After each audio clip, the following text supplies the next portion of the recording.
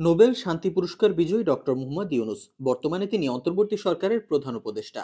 শুধু বাংলাদেশেই নয়, সারা বিশ্বের কাছে যিনি এক প্রেরণার নাম। তিনি প্রমাণ করেছেন সামাজিক উদ্যোগের মাধ্যমে বদলে দেয়া যায় লাখো মানুষের জীবন। একজন সাধারণ শিক্ষক থেকে বিশ্বনন্দিত একজন উদ্যোক্তা হয়ে ওঠার গল্পটি রূপকথার মতোই। শুরুটি ছিল এক সংকটময় সময়, 1974 সালের দুর্ভিক্ষ। বাংলাদেশ তখন কঠিন এক সময় পার করছে। সে সময় চট্টগ্রাম বিশ্ববিদ্যালয়ের অর্থনীতি বিভাগের চেয়ারম্যান ডক্টর মোহাম্মদ ইউনুস অনুভব করেন বইয়ের হিসাব দিয়ে গ্রামের মানুষের দারিদ্র্য দূর করা যাবে না। তিনি বেরিয়ে পড়েন গ্রামের মানুষের সাথে কথা বলতে।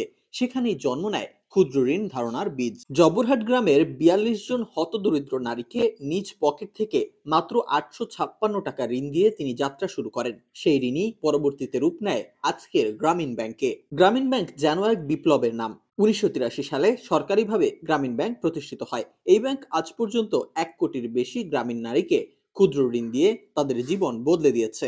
সুদের হার কম থাকা আর কিস্তি ছিল মানুষের আয় অনুযায়ী, তাই এটি ব্যাপক জনপ্রিয়তা পায়। গ্রামীণ ব্যাংকের মূল দর্শন ছিল ঋণ দাও, অনুপ্রেরণা দাও, আর মানুষকে নিজের পায়ে দাঁড়াতে শেখাও।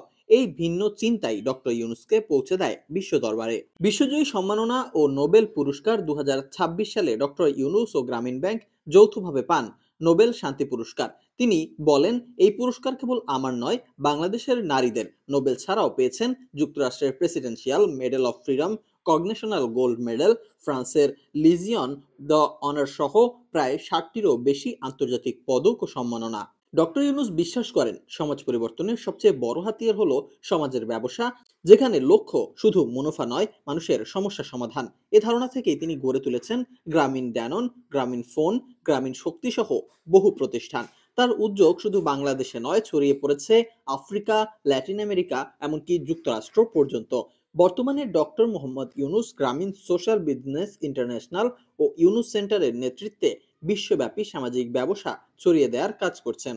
দেশের তরুণদের তিনি উদ্বুদ্ধ করেছেন উদ্যোক্তা হতে, চাকরি নয়, চাকরি দিতে। ডক্টর মোহাম্মদ ইউনুস আমাদের শিখিয়েছেন শুধু ব্যবসা নয়, মানুষের পাশে দাঁড়ানোর মাধ্যমেও একজন সফল উদ্যোক্তা হওয়া যায়। তার জীবন বাংলাদেশের তরুণ সমাজের জন্য এক উজ্জ্বল পথ নির্দেশনা। তাই বর্তমানে অন্তর্বর্তী সরকারের প্রধান হিসেবেও তার উত্তরোত্তর সাফল্যই কামনা করছে দেশবাসী।